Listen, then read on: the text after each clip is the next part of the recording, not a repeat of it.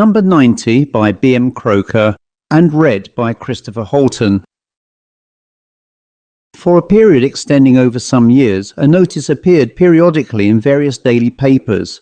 It read, "To let furnished for a term of years at a very low rental, a large old-fashioned family residence comprising 11 bedrooms, 4 reception rooms, dressing rooms, 2 staircases, complete servants' offices, ample accommodation for a gentleman's establishment, including 6-stall stable, coach house, etc." This advertisement referred to number 90. Occasionally you saw it running for a week or a fortnight at a stretch, as if it were resolved to force itself into consideration by sheer persistency. Sometimes for months I looked for it in vain.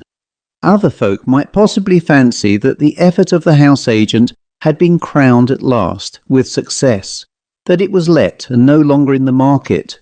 I knew better. I knew that it would never find a tenant. I knew that it was passed on as a hopeless case from house agent to house agent. I knew that it would never be occupied save by rats. And more than this, I knew the reason why. I will not say in what square, street or road number 90 may be found, nor will I divulge to human being its precise and exact locality. But this I am prepared to state, that it is positively in existence, is in Charleston, and is still empty. 20 years ago, this very Christmas, I was down from New York visiting my friend John Holyoke, a civil engineer from Charleston. We were guests at a little dinner party in the neighborhood of the South Battery. Conversation became very brisk as the champagne circulated, and many topics were started, discussed, and dismissed. We talked on an extraordinary variety of subjects. I distinctly recollect a long argument on mushrooms, murders, racing, cholera. From cholera we came to sudden death, from sudden death to churchyards, and from churchyards it was naturally but a step to ghosts. John Holyoke, who was the most vehement, the most incredulous, the most jocular, and the most derisive of the anti-ghost faction, brought matters to a climax by declaring that nothing would give him greater pleasure than to pass a night in a haunted house, and the worse its character, the better he would be pleased. His challenge was instantly taken up by our somewhat ruffled host, who warmly assured him that his wishes could be easily satisfied, and that he would be accommodated with a night's lodging in a haunted house within 24 hours. In fact, in a house of such a desperate reputation that even the adjoining mansions stood vacant. He then proceeded to give a brief outline of the history of number 90. It had once been the residence of a well-known county family, but what evil events had happened there in tradition did not relate. On the death of the last owner, a diabolical-looking aged person, much resembling the typical wizard, it had passed into the hands of a kinsman resident abroad, who had no wish to return to Charleston, and who desired his agents to let it if they could, a most significant condition. Year by year went by, and still this highly desirable family mansion could find no tenant, although the rent was reduced and again reduced to almost zero. The most ghastly whispers were afloat. The most terrible experiences were actually proclaimed on the housetops. No tenant would remain, even gratis. And for the last 10 years, this handsome, desirable town family residence had been the abode of rats by day, and something else by night, so said the neighbours. Of course, it was the very thing for John, and he snatched up the gauntlet on the spot. He scoffed at its evil repute and solemnly promised to rehabilitate its character within a week. I was charged by our host to serve as a witness, to verify that John Holyoke did indeed spend the night at number 90. The next night at 10 o'clock I found myself standing with John on the steps of the notorious abode. But I was not going to remain. The carriage that brought us was to take me back to my respectable chambers. This ill-fated house was large, solemn-looking and gloomy. A heavy portico frowned down on neighbouring bare-faced hall doors. The elderly caretaker was prudently awaiting us outside with a key, which said key. He turned in the lock and admitted us into a great echoing hall, black as night, saying as he did so, "My missus has made the bed and stoked up a good fire in the first front, sir. Your things is all laid out, and I hope you'll have a comfortable night, sir." "No, sir. Thank you, sir. Excuse me, I'll not come in. Good night." And with the words still on his lips, he clattered down the steps with most indecent haste and vanished. "And of course you will not come in either," said John. "It is not in the bond, and I prefer to face them alone." He laughed contemptuously, a laugh that had a curious echo. It struck me at the time, a laugh strangely repeated with an unpleasant mocking emphasis. "Call for me, alive or dead, at 8 o'clock tomorrow morning," he added, pushing me forcibly out into the porch and closing the door with a heavy, reverberating clang that sounded halfway down the street. I did call for him the next morning as desired, with the caretaker, who stared at John's commonplace, self-possessed appearance with an expression of respectful astonishment. "So it was all humbug, of course," I said, as he took my arm and we set off for our club. "You shall have the whole story whenever we have had something to eat," he replied somewhat impatiently. "It will keep till after breakfast. I'm famishing." I remarked that he looked unusually grave as we chatted over our broiled fish and omelette, and that occasionally his attention seemed wandering, to say the least. The moment he had brought out his cigar case and lit up, he turned to me and said, "I see you are just quivering to know my experience, and I won't keep you in suspense any longer. In 4 words, I have seen them." I merely looked at him with widely parted mouth and staring, interrogative eyes. I believe I had best endeavour to give the narrative without comment, and in John Hollyoak's own way. This is, as well as I can recollect, his experience word for word. I proceeded upstairs after I had shut you out, lighting my way by a match, and found the front room easily, as the door was ajar, and it was lit up by a roaring and most cheerful-looking fire and 2 wax candles. It was a comfortable apartment furnished with old-fashioned chairs and tables, and the traditional 4-poster bed. There were numerous doors which proved to be cupboards, and when I had executed a rigorous search in each of these closets and locked them, and investigated the bed above and beneath, sounded the walls and bolted the door, I sat down before the fire, lit a cigar, opened a book, and felt that I was going to be master of the situation and most thoroughly and comfortably at home. My novel proved absorbing. I read on greedily chapter after chapter, and so interested was I and amused, for it was a lively book, that I positively lost sight of my whereabouts and fancied myself reading in my own chamber. There was not a sound. The coals dropping from the grate occasionally broke the silence, till a neighbouring church clock slowly boomed 12. "The hour," I said to myself with a laugh, as I gave the fire a rousing poke and commenced a new chapter. But ere I had read 3 pages, I had occasion to pause and listen. What was that distinct sound now coming nearer and nearer?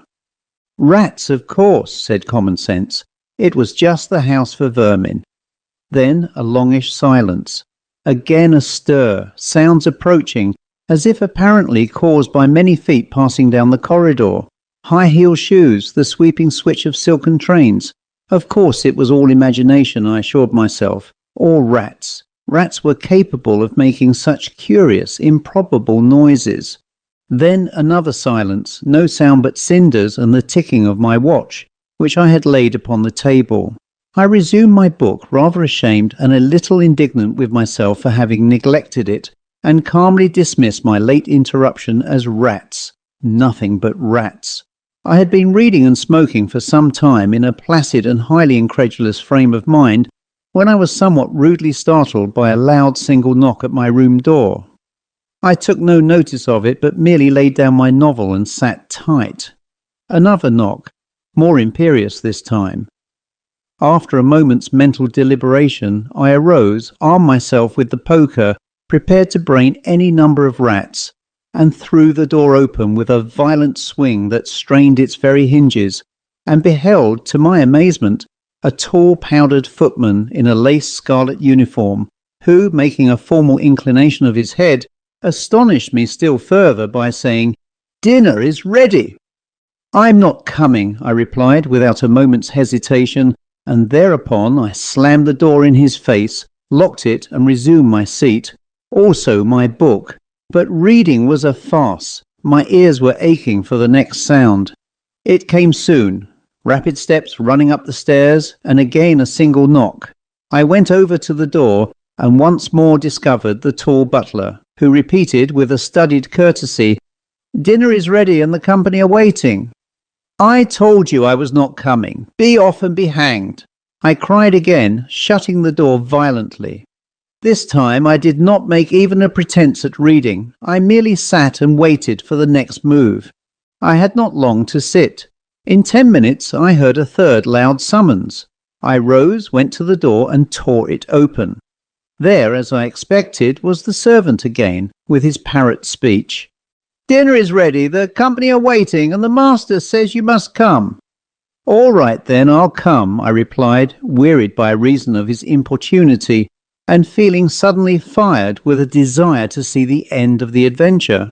He accordingly led the way downstairs, and I followed him, noting as I went the gold buttons on his coat, also that the hall and passages were now brilliantly illuminated by glowing candles, and hung with living green, the crisp leaves of holly, mistletoe and ivy reflecting back the light. There were several uniformed servants passing to and fro, and from the dining room there issued a buzz of tongues, loud volleys of laughter, many hilarious voices, and a clatter of knives and forks. I was not left much time for speculation, as in another second I found myself inside the door, and my escort announced me in a loud voice as Mr. Hollyoake. I could hardly credit my senses as I looked round and saw about 24 people, dressed in a fashion of the 18th century, seated at the table set for a sumptuous Christmas dinner and lighted up by a blaze of wax candles in massive candelabra. A swarthy elderly gentleman who presided at the head of the board rose deliberately as I entered. He was dressed in a crimson coat braided with silver. He wore a white wig, had the most piercing black eyes I ever encountered, made me the finest bow I ever received in all my life, and with a polite wave of his hand indicated my seat, a vacant chair between two powdered and embroidered beauties, with overflowing white shoulders and necks sparkling with diamonds. At first I was fully convinced that the whole affair was a superbly matured practical joke. Everything looked so real, so truly flesh and blood, so complete in every detail. But I gazed around in vain for one familiar face. I saw young, old and elderly, handsome and the reverse. On all faces there was a similar expression, reckless, hardened defiance, and something else that made me shudder, but that I could not classify or define. Were they a secret community, burglars or counterfeiters? But no.